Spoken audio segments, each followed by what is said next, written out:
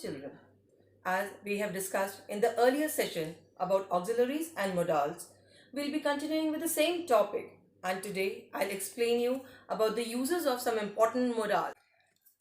Uses of modals. Let's start with shall. Shall is used with simple future with the first person, that is I and we. Children, before moving further, let's discuss what persons are.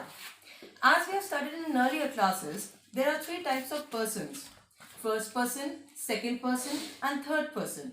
First person is I or we, the speaker. Second person is the listener, that is you.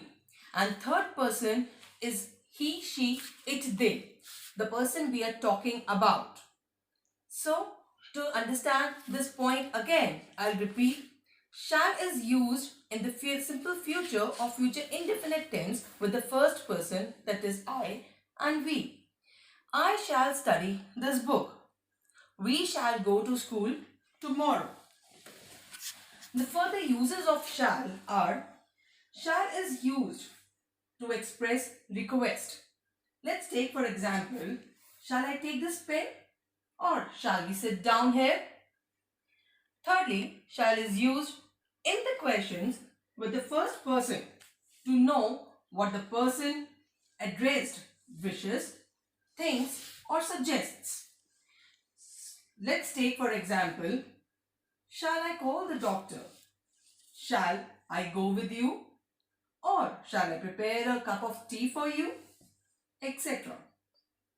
Fourthly, shall is used with the second and third person to express many things like threat, command, promise, compulsion, certainty, determination, assurance, etc.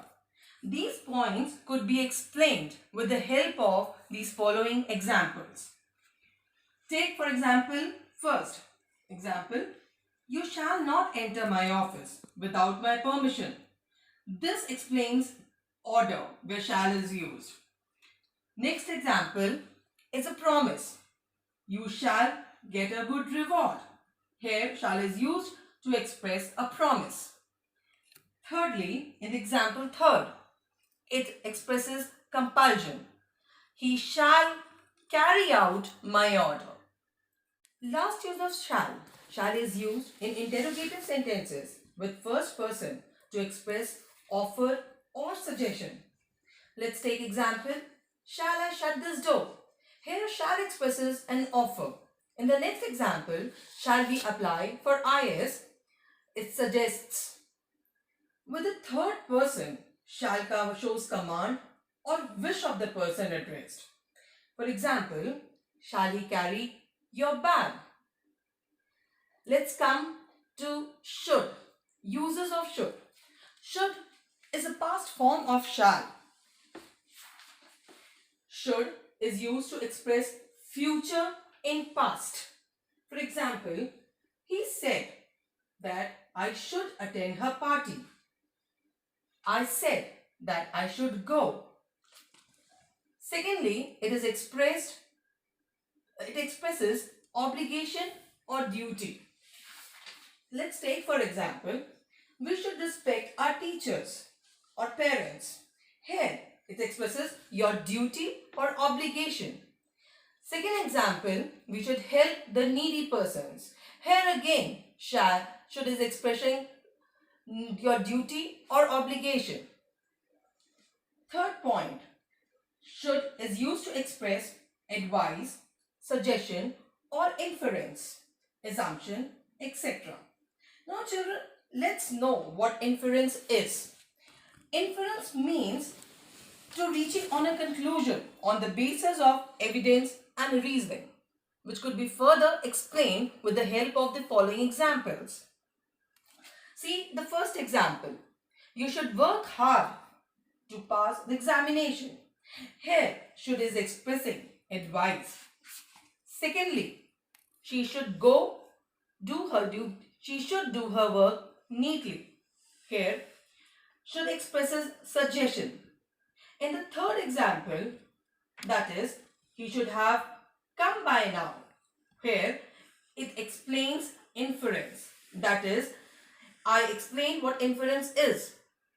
I repeat my words again.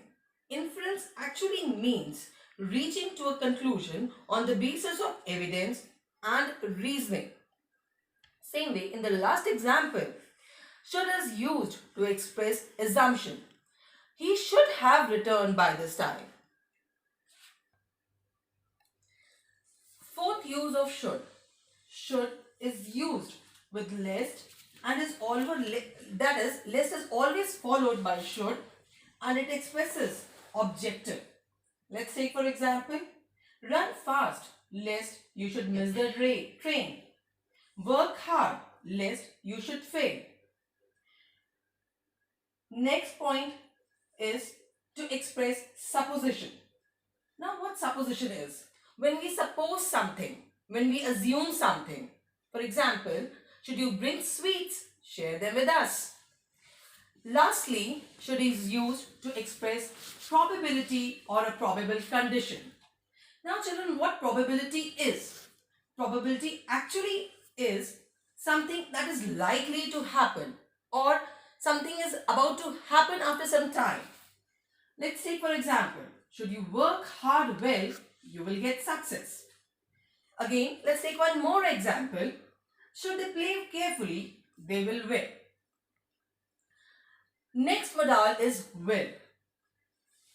Will is used with the second person and the third person to form future tense. For example, he will get good marks. They will help you. Let's take more examples like she will be 16 next month or the farmers will reap the crops. Thus, in these examples, will shows that how it could be used with the future tense with the second and the third person. Second use of will. Will is used with the first person to express willingness, determination, intention, promise, threat, certainty, commitment, etc. These following concepts could be explained more clearly with the help of the following examples. Let's take the first example where will expresses commitment. He will accompany you without fail. Here, will is showing some commitment to somebody. In the second example, it shows willingness or promise. I will help you in your career. In the third example, will is showing determination.